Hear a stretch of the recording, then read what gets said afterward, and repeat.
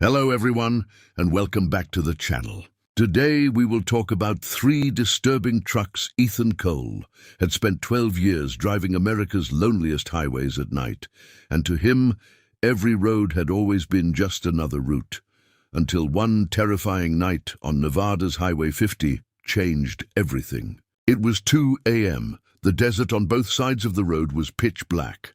The radio hissed with static, and beyond the headlights, it felt like the world simply ended. That's when Ethan saw a woman standing on the shoulder in a white dress. No car, no lights, no reason anyone should be out there. He slowed down and rolled the window down. "Are you okay?" he called. Slowly, the woman lifted her head. Her face was unnaturally pale, almost lifeless, and without saying a word, she pointed out into the desert. Ethan pulled over, grabbed his flashlight and stepped out, but there was nothing there except sand and rocks. Then suddenly the truck door slammed behind him. He turned around and the woman was gone. In that same moment, the headlights flickered and the engine started by itself, even though the keys were still in his hand. Panicking, Ethan jumped back into the cab and sped off.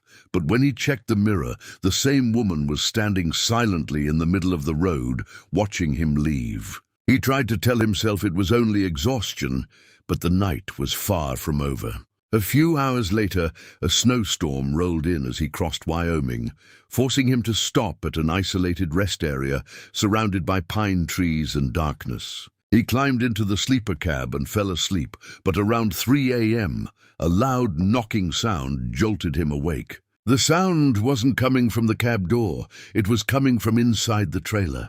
His cargo was nothing but sealed boxes, yet the knocking moved from the front of the trailer to the middle, then all the way to the rear, as if something inside was walking through it. Ethan grabbed his flashlight and stepped into the snow, where he found a set of fresh footprints leading straight to the trailer doors, but none leading away. He opened the trailer and found nothing except stacked boxes. Then suddenly something massive slammed onto the trailer roof, followed by a long, scraping sound, dragging from front to back. Ethan slammed the doors shut, ran back into the truck, and drove through the rest of the storm without stopping, hearing heavy thuds and scraping above him the entire night.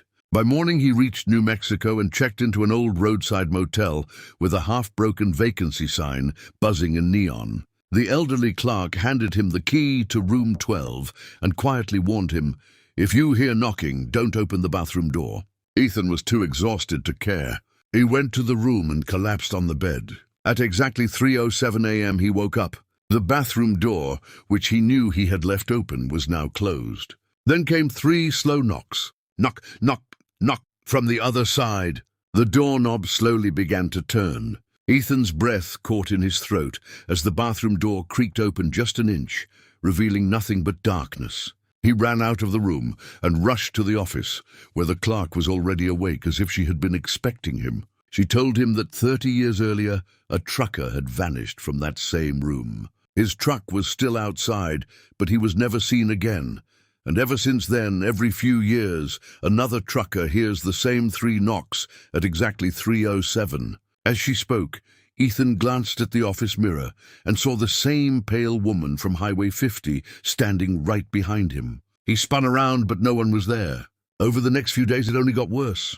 Sometimes the radio would switch on by itself. Sometimes a woman's whisper came through the static asking, "Still driving?"